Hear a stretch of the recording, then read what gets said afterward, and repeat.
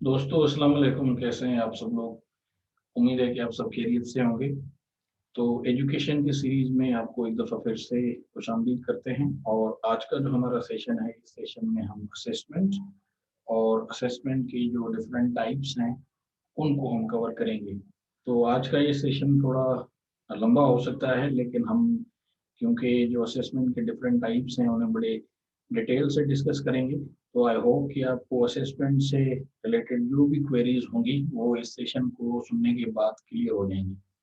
चलिए शुरू करते हैं हमारा आज का सेशन, जिसमें हम असेसमेंट और उसकी जो मुख्तलिफ अकसाम हैं उनको हम देख लेते हैं।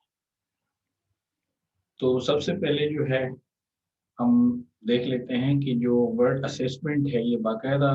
यानी एजुकेशन के फील्ड में जब ये स्टार्ट हुआ इसका यूज़, तो ये वर्ल्ड वार जो है उसके बाद यानी वर्ल्ड वार दो, जंग अजीम दो जो है, after the second world war हमने ये मैंने देखा हुआ है लिटरेचर रिव्यू में कि वर्ड असेसमेंट जो है वो यूज़ हुआ है स्पेशली एजुकेशनल कॉन्टेक्स्ट में। उससे पहले भी असेसमेंट की जाती थी, लेकिन उसकी क्योंकि यानी जो प्रॉपर एक वर्डिंग है कि ये असेसमेंट है, ये या कैटेगोरिकल टाइप की असेसमेंट जो की जाती है मॉडर्न डे में आज, वो इस तरह से नहीं थी। तो बहरहाल असेसमेंट जो है वो बुनियादी तौर पे एक ऐसा सिस्टमेटिक प्रोसेस है कि जिसमें चेक किया जाता है स्टूडेंट्स के नॉलेज लेवल है, या जो उनके स्किल्स हैं, या जो उनका एटीट्यूड होता है, या उनके सर्टेन बिलीव्स होते हैं किसी भी थ्योरी से रिलेटेड, या उनके एक पर्टिकुलर जो है वो ओपिनियंस होते हैं ओवरऑल जो उनकी लर्निंग होती है उनसे रिलेटेड। इसी तरह से असेसमेंट जो है वो हेल्प आउट करती है कि आप जो स्टूडेंट्स की जो लर्निंग आउटकम्स हैं आप उनको जो है वो नाप सकें या मेजर कर सकें, या उनके बारे में आप जान सकें, या उन्हें आप एक तरह से लेवल अप कर सकें। तो इसी तरह से असेसमेंट जो है वो यानी बिलखुसूस टीचिंग एंड लर्निंग के प्रोसेस में अब एक बड़ा ही एक इम्पॉर्टेंट इसका हिस्सा है, ये एक इंटीग्रल पार्ट है। और असेसमेंट की बुनियाद पे ही हम स्टूडेंट्स को प्रमोट करते हैं नेक्स्ट लेवल्स में या नेक्स्ट क्लासेस जो होते हैं, और साथ में हम ऑफर करते हैं मुख्तलिफ टाइप्स की जो एडमिशन्स हैं। क्या वो यानी आप समझ लें कि यूनिवर्सिटीज़ में दाखिले के एडमिशन होते हैं, या एंट्री टेस्ट की बुनियाद पे जो है मेडिकल कॉलेजेस या इंजीनियरिंग कॉलेजेस या जो यूनिवर्सिटीज़ हैं उस तरह से इवन स्कॉलरशिप के लिए भी खास किस्म की जो है वो यानी असेसमेंट टेस्ट ली जाती है। तो ये एक तरह से जो है स्टूडेंट्स को हम यानी चेक आउट करते हैं कि आया वो एक खास किस्म के दाखिले के लिए अहल हैं या वो नहीं हैं। और साथ ही असेसमेंट जो है ये एक प्रोसीजर है जो डिफरेंट यानी कॉम्पिटिटिव एग्जाम्स या जिसे हम कहें कि जॉब रिलेटेड एग्जाम्स जो होते हैं उनके लिए भी इस्तेमाल किया जाता है। और ये वर्ल्ड वाइड एक जो है वो प्रोसेस है असेसमेंट का। इवन इंटरव्यू जो है वो भी एक किस्म की फॉर्मल असेसमेंट के डोमेन में आता है। तो यानी हर तरह की जॉब रिलेटेड हैं, या आपके एडमिशन रिलेटेड हैं, या आपके जो एजुकेशनल करियर में जो आपकी डेवलपमेंट होती है, या जो आपके प्रमोशंस होते हैं, या आप नेक्स्ट लेवल्स में जाते हैं, या आप स्कॉलरशिप के लिए अप्लाई करते हैं, तो वहाँ पे असेसमेंट की जाती है। इसीलिए ये एक इंटीग्रल पार्ट है।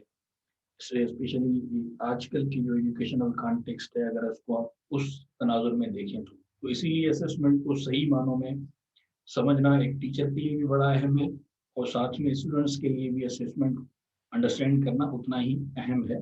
सो देट कि वो असेसमेंट अगर उनकी की जाती है, या असेसमेंट जो करने वाला है उसको पता हो कि उसने क्या करना है या किस तरह से रिस्पॉन्स देना है। तो असेसमेंट जो है मॉडर्न डे में उसकी 6 जो है वो डिफरेंट टाइप्स हैं जो असेसमेंट में यूज़ की जाती हैं मोस्टली, या जिनके ऊपर एक तरह की बात की जाती है या जो हमें लिटरेचर मिलता है। तो उसमें डायग्नोस्टिक असेसमेंट, और इसी तरह से फॉर्मेटिव असेसमेंट है, समेटिव असेसमेंट है, और इसी तरह से फिर ऑब्जेक्टिव असेसमेंट है, और इसी तरह से नाम रेफरेंस असेसमेंट है, क्राइटेरियन रेफर्ड रेफरेंस वो एक तरह की असेसमेंट। तो ये कुल मिला के 6 असेसमेंट्स हैं। हम इन सब टाइप्स को जो है वन बाय वन डिटेल में डिस्कस करेंगे, लेकिन इससे पहले जो है वो हम असेसमेंट जो है उसका एक जनरल ओवरव्यू ले लेते हैं कि असेसमेंट जो है वो बुनियादी तौर पे किस तरह से की जाती है, या उसके क्या क्राइटेरियाज हैं। तो बुनियादी तौर पे जो एक पर्पज होता है असेसमेंट का कि वो क्यों की जाती है, या उसका अगर हम कॉन्टेक्स्ट जानने की कोशिश करें, तो हमें ये 3 तरह मिलती हैं असेसमेंट के लिटरेचर में। तो ये यानी डिफरेंट टाइप की असेसमेंट्स है जिनको यूज़ करके ये अंडरस्टैंड किया जाता है या समझने की कोशिश की जाती है कि स्टूडेंट्स की जो प्रोग्रेस लेवल है वो कितनी है, टीचिंग स्ट्रेटजीज जो टीचर अप्लाई कर रहे हैं वो कितनी सक्सेसफुल है या नहीं है, एक एजुकेशनल इंस्टीट्यूशन जो है वो यानी किस एक किस्म के डायमेंशन में जा रहा है, उसमें इम्प्रूवमेंट्स आ रही हैं, उसमें चेंजेस आ रही हैं या नहीं आ रही। ये जो टीचिंग स्ट्रेटजीज या जो टीचिंग टेक्निक्स जो टीचर्स यूज करते हैं, बच्चे उसको कितना अंडरस्टैंड करते हैं और वो कितना उससे समझते हैं या उससे जो है वो इस तरह से अपनी लर्निंग एबिलिटीज डेवलप करें जो आगे उनको काम आए। तो इसी तरह से ये क्लासरूम स्टार्टअप इन्वायरमेंट है कि जिसमें असेसमेंट जो है वो 3 तरह की जाती है, असेसमेंट ऑफ लर्निंग और इसी तरह से असेसमेंट फॉर लर्निंग और इसी तरह से तीसरी जो है वो असेसमेंट एज लर्निंग। तो ये तीन हैं जिन्हें AOL भी कहा जाता है, AFL भी कहा जाता है और AAL भी कहा जाता है शॉर्ट फॉर्म्स के तौर पे। तो अब हम इनको देख लेते हैं कि असेसमेंट ऑफ लर्निंग क्या है, असेसमेंट फॉर लर्निंग क्या है, उसी तरह से असेसमेंट एज लर्निंग जो है वो क्या है। तो सबसे पहले जो है वो असेसमेंट ऑफ लर्निंग, ये एक टाइप है असेसमेंट की जो क्लासरूम्स के इनसाइड की जाती है यूजली, और स्टूडेंट्स में हम ये मालूम करने की कोशिश करते हैं कि उन्होंने कितना सीखा है या वो जो करिकुलम है जो हम उन्हें पढ़ा रहे होते हैं या जो सिलेबस है जो उनके ग्रेड से रिलेटेड होता है उसमें उनके स्टैंडर्ड्स किस तरह से। और इसी तरह से ये जो असेसमेंट्स हैं यानी असेसमेंट ऑफ लर्निंग, ये डिफरेंट टाइप्स हैं जिनको मद्देनजर रख के यूज़ किया जाता है। मसलन एग्जाम्स जो हैं वो भी एक असेसमेंट ऑफ लर्निंग की टाइप हैं। इसी तरह से पोर्टफोलियोज हैं, फाइनल प्रोजेक्ट्स जो दिए जाते हैं सेमेस्टर के एंड पे यूजुअली हम देखते हैं। फिर इसी तरह से स्टैंडर्डाइज टेस्ट होते हैं, ये वर्ल्ड वाइड ली जाती है, मुख्तलिफ किस्म के स्टैंडर्ड्स टेस्ट होते हैं जिस तरह से सेफ वगैरह एक आपने सुना होगा। इसी तरह से फिर समेटिव टेस्ट होता है, यानी ये eight the end of the session आमतौर पे किया जाता है। और इसी तरह से नॉन रेफरेंस असेसमेंट्स होती हैं या क्राइटेरियन रेफरेंस असेसमेंट्स होती हैं। ये बुनियादी तौर पे 2 टाइप्स भी हैं असेसमेंट्स की। तो हम इनको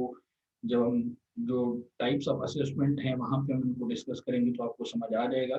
कि हम जो समेटिव असेसमेंट है या जो नॉर्म असेसमेंट है या जो क्राइटेरियन असेसमेंट है ये हम किसको कह रहे हैं। इसी तरह से असेसमेंट फॉर लर्निंग है, तो ये असेसमेंट जो है आमतौर पे इस बुनियाद पे यानी की जाती है कि जो ऑनगोइंग एक प्रोसेस है, यानी जो आप एक टीचर मिसाल के तौर पे देख ले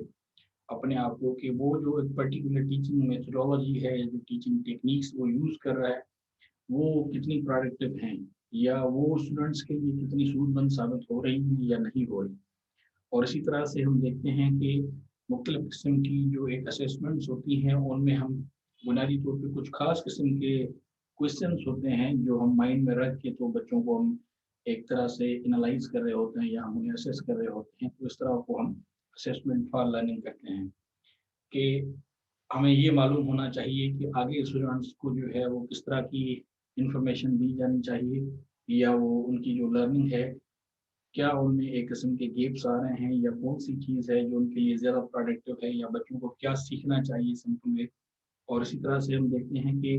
बच्चे जो हैं उन्होंने एक खास किस्म के लेसन से क्या सीखा। जब हम उनको एक मिसाल के तौर पर लेसन प्लान के थ्रू पढ़ा रहे होते हैं तो फिर हम उन्हें असेस करते हैं कि उन्होंने उससे कितना जो है वो कुछ सीखा है या क्या नतीजा उन्हें अखज़ किया है एक तरह से। और इसी तरह से हम देखते हैं कि स्टूडेंट्स जो हैं जब वो कोई भी एक लेसन किसी भी तरह का लेसन हो यानी किसी भी सब्जेक्ट का लेसन हो जब वो पढ़ते हैं तो वो उसको कितना इजी जो है वो इजीली अंडरस्टैंड करते हैं या उनके लिए वो कितना डिफिकल्ट है। और फिर एक टीचर भी देखता है कि उसकी जो टीचिंग स्ट्रेटजीज हैं वो क्या बच्चों के लिए सूदमंद साबित हो रही हैं या बच्चे जो है वो उसको सही मानों में समझ रहे हैं या नहीं समझ रहे। और इसी तरह से हम देखते हैं कि कौन सी चीज़ें हैं जो बच्चे आमतौर पे मिसअंडरस्टैंड करते हैं या उन्हें समझ नहीं आ रही होती और वो एक गलत किस्म का ओपिनियन जो है वो डेवलप कर लेते हैं।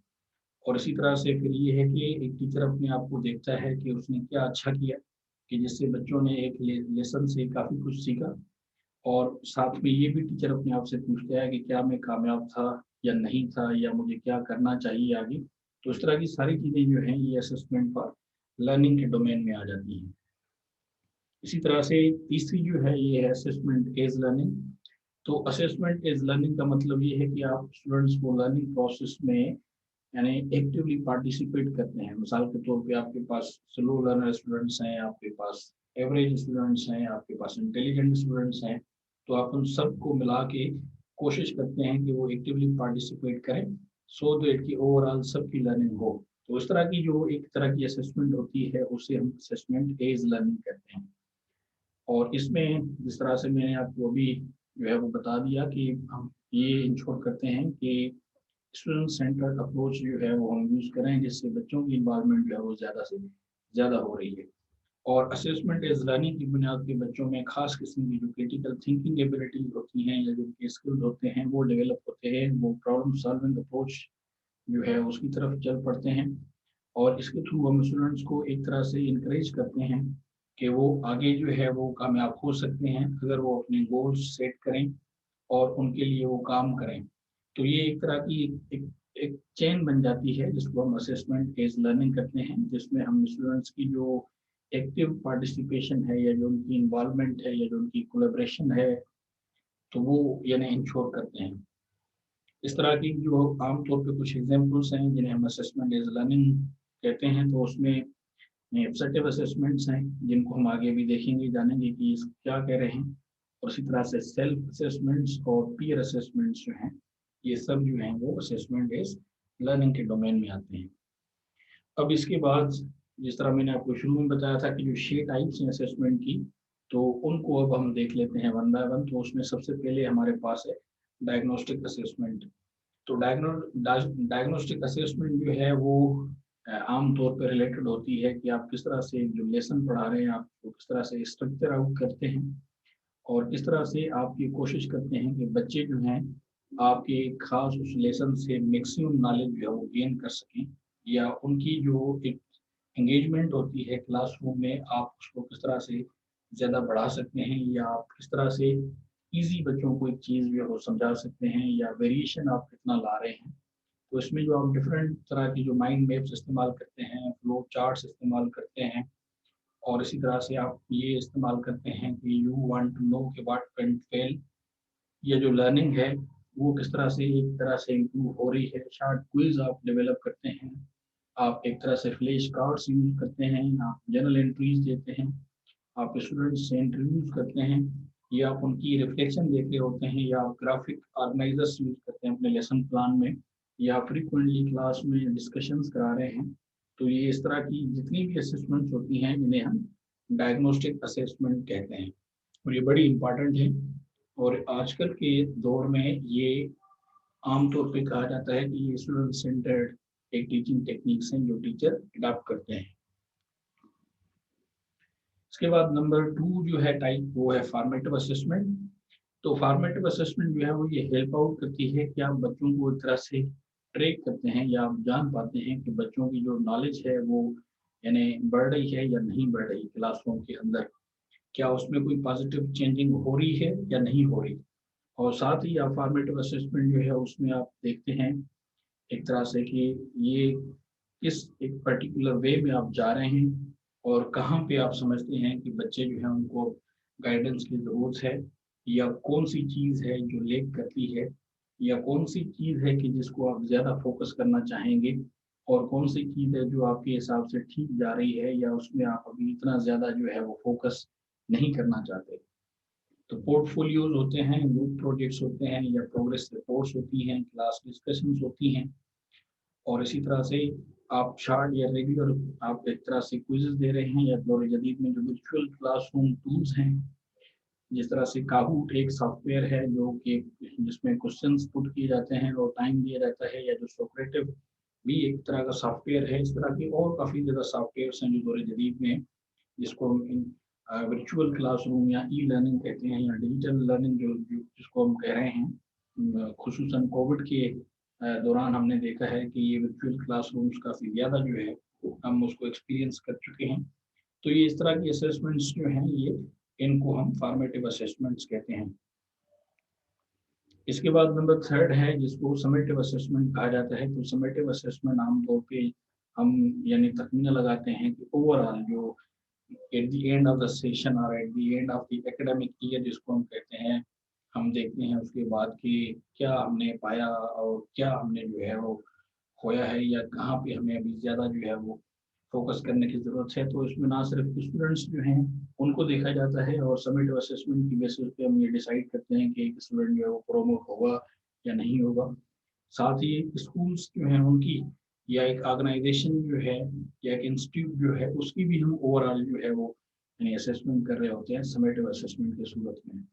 तो जिस तरह से ACRs बनाई जाती हैं, या ओवरऑल जब हम ग्रेड्स निकालते हैं उसके बेसिस पे हम GPA ले रहे होते हैं, और हमें पता चलता है कि कौन से सब्जेक्ट्स में जो है वो परफॉर्मेंस अच्छी रही, या कौन से सब्जेक्ट्स में परफॉर्मेंस जो है वो बिलो द एवरेज है, या जो एवरेज आ रही है। तो स्कूल लीडर्स या मास्टर ट्रेनर्स या स्कूल मैनेजर्स या रीजन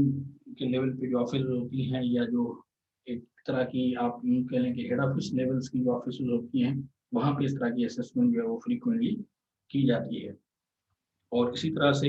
जो मुख्तलिफ किस्म की आगे प्लानिंग होती है, उसको भी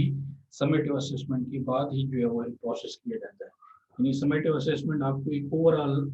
एक तरह का ओवरव्यू दे रहा होता है कि एक इंस्टीट्यूशन, एक ऑर्गेनाइजेशन जो है वो किस तरह से परफॉर्म कर रहा है, whether it is performing well और नॉट, या whether it is performing positive और नॉट। इसी तरह से हम देखते हैं कि ये बच्चा आगे प्रोमोट होने के काबिल है या नहीं है, तो ये समेटिव असेसमेंट के ऊपर ही डिपेंड करता है। तो ये हमें एक समराइज या कंक्लूसिव एनालिसिस जो है वो हमें दे रही होती है समेटिव असेसमेंट, और इसकी बुनियाद पे हम मुख्तलिफ किस्म की डिसीजन भी ले रहे होते हैं। तो रिगार्डिंग अ पोस्ट समेटिव असेसमेंट की टाइप है, या आप आमतौर पे कोई रिपोर्ट्स वगैरह लिख रहे होते हैं, या आप एक इंडिपेंडेंट स्टडी प्रोजेक्ट्स जो है वो कर रहे होते हैं, या ओवरऑल आप एक एनालिसिस रिपोर्ट जो है वो बना रहे होते हैं, तो उन सबको समेटिव असेसमेंट कहा जाता है। इसी तरह से नंबर 4 है ऑब्जेक्टिव असेसमेंट्स। तो ऑब्जेक्टिव असेसमेंट्स जो हैं ये यानी एक इस तरह की टाइप ऑफ असेसमेंट्स हैं कि जिसमें हम देखते हैं कि लर्निंग जो है वो प्रीवियस जो रिजल्ट्स हैं उसके निस्बत किस तरह से रही, आया वो इम्प्रूव कर रही है या नहीं कर रही, या एक तरह का यूँ समझ लें कि आप कंपैरिजन करते हैं अपने रिजल्ट्स को विच यूर पॉजिटिव, जो पास्ट के आपके जो रिजल्ट्स होते हैं उस तरह से, और उसकी बुनियाद पे आप कोशिश करते हैं कि आप आगे बढ़ें। या हम बच्चों की जब हम कंपैरिजन कर रहे होते हैं उनके रिजल्ट्स की, तो हम उन्हें मोटिवेट करते हैं वे, या हम उनके लिए खास तरह के जो है वो गोल्स सेट आउट करते हैं, ताकि उनकी जो स्किल्स हैं वो यानी डेवलप हों, और बच्चे जो हैं वो लर्निंग में इम्प्रूव कर सकें। और इस तरह की जो यानी एक किस्म की जो असेसमेंट्स होती हैं, ये एक इंडिविजुअल टीचर ने क्लास लेवल पे यानी एक इंडिविजुअल स्टूडेंट पे भी कर सकता है, या आप इसको इंडिविजुअल सब्जेक्ट की बेसिस पे भी कर सकते हैं, और इसी तरह से आप इसको ब्रॉड जो आपके क्लासरूम में मिसाल के तौर पे टोटल नंबर ऑफ स्टूडेंट्स हैं, तो आप उनको भी जो है वो मद्देनजर रख के कर सकते हैं। इसी तरह से एक ऑर्गेनाइजेशन या एक इंस्टीट्यूशन जो है वो भी अपनी ऑब्जेक्टिव असेसमेंट कर सकता है। इसमें पोर्टफोलियोज हैं, या 2 स्टेज टेस्टिंग प्रोसेस होता है, या प्रोजेक्ट बेस्ड लर्निंग एक्टिविटीज जो हैं। तो ये बड़ी एक मुख्तलिफ डोमेन्स में जो स्टूडेंट से लेके टीचर्स से लेके तो एक ऑर्गेनाइजेशन तक जो है वो जुड़ी होती है। इसी तरह से नंबर 5 है नाम रेफरेंस असेसमेंट। तो नाम रेफरेंस असेसमेंट्स जो हैं ये एक तरह की ऐसी यानी असेसमेंट होती है जिनमें आप मुख्तलिफ किस्म के टेस्ट डिज़ाइन करते हैं, और उसमें आप कंपेयर करते हैं कि एक इंडिविजुअल जो है वो एक किस तरह से ग्रुप में जो है वो परफॉर्म कर रहा है। और यूजुअली आप देखते हैं कि जो मुख्तलिफ किस्म की नेशनल लेवल की या जो इंटरनेशनल लेवल की जो एक किस्म की स्टैंडर्ड टेस्ट होती हैं, जिस तरह से सेफ वगैरह हो गया, तो उसमें देखा जाता है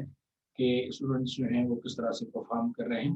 यानी हम ग्रुप्स में एक इंडिविजुअल स्टूडेंट्स की परफॉर्मेंस को चेकआउट करते हैं, या जिस तरह से एंट्री टेस्ट ऑफर की जाती हैं, या जो एडमिशन टेस्ट ऑफर की जाती हैं, उनमें भी इस तरह से ही देखा जाता है। या एक तरह की जो जॉब रिलेटेड जो यानी असेसमेंट्स होती हैं, उनमें भी एक तरह का आप कह सकते हैं वो नाम रेफरेंस असेसमेंट होती है, कि जिसमें आप कंपेयर करते हैं ग्रुप्स, और उसी बुनियाद पे जो यानी पोजीशन होल्डर्स होते हैं, या जो रैंक वाइज हायर यानी कैटेगरी में फॉल करते हैं, आप उन्हें ऑफर कर रहे होते हैं एडमिशंस या आपकी जॉब्स जो भी है। तो इसी तरह से इस तरह की टेस्ट में हैं वो एक खास किस्म के एज ग्रुप के लिए भी अप्लाई की जाती हैं, जेंडर बेसिस के लिए भी, between male and female for example, ethnicity या किस तरह इसी तरह की और डेमोग्राफीज जो है उनसे रिलेटेड भी ये नाम रेफरेंस टेस्ट किए जाते हैं। तो ये एब्सोल्यूट टेस्ट से थोड़ा मुख्तलिफ होता है। एब्सोल्यूट टेस्ट में क्योंकि आप कंपेयर करते हैं जो प्रीवियस रिजल्ट्स होते हैं स्टूडेंट्स के, लेकिन इस तरह की जो टेस्ट होती है यानी नाम रेफरेंस असेसमेंट, उनमें यूजुअली आप उनके जो प्रीवियस रिजल्ट्स होते हैं मोस्ट ऑफ द टाइम्स आप वो कंपेयर नहीं कर रहे होते, या आप एक तरह से उनसे आपका यानी कोई यानी कंसर्न नहीं होता। तो नाम रेफरेंस की जो असेसमेंट्स हैं जिनमें आईक्यू टेस्ट वगैरह लिए जाते हैं, या जो फिजिकल असेसमेंट्स हैं, या जो स्टैंडर्डाइज टेस्ट होते हैं मुख्तलिफ कॉलेजेस के लिए,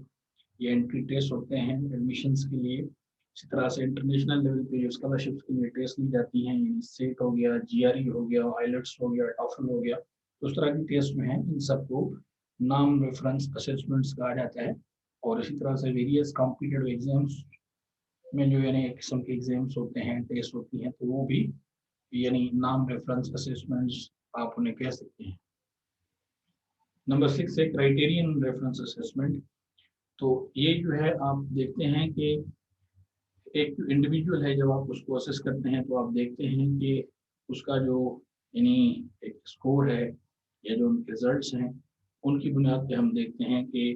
उसकी जो लर्निंग की जो एक लेवल है, या जो उसका स्टैंडर्ड है, या जो उसकी परफॉर्मेंस लेवल है वो कितनी है बनस्बत दूसरे बच्चों से। यानी आप इंडिविजुअली जो है वो कैटेगराइज करते हैं, और उसमें आप यानी आप एक किस्म की